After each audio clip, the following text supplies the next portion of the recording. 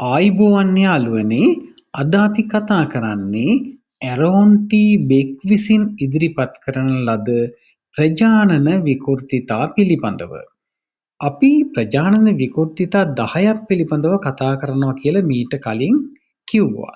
ඉතින් අද කතා කරන්නේ ඒකේ දෙවැනි ප්‍රජානන විකෘතිතාවය පිළිබඳව. අධිසාමාන්‍යකරණය. ඉංග්‍රීසියෙන් කියනවා ඕවර් ජෙනරලයිසේෂන් කියලා. අපි මේක උදාහරණයකින් පැහැදිලි කර ගනිමු. රමේෂ් කියලා තරුණයෙක් ඉන්නවා.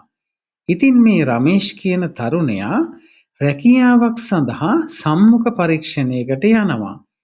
සම්මුඛ පරීක්ෂණයේදී රමේෂ්ව සම්මුඛ පරීක්ෂණයෙන් ෆේල් වෙනවා.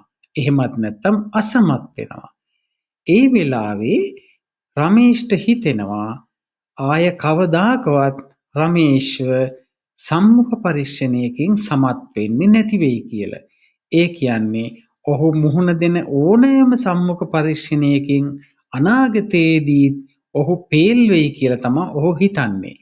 මේක ප්‍රජානන විකෘතිතාවයක්. ඉතින් රමේෂ්ට තියෙන්නේ අධිසාමාන්‍යකරණය කියන ප්‍රජානන විකෘතිතාවය.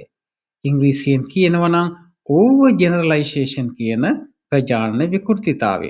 ඉතින් මේ වගේ ප්‍රජානන විකෘතිතා තව ගොඩක් තියෙනවා. අපි ඒවා එකින් එක කතා කරමු. එහෙමනම් ස්තුතියි. ගිහින් එන්නම්. සුබ දවසක් වේවා.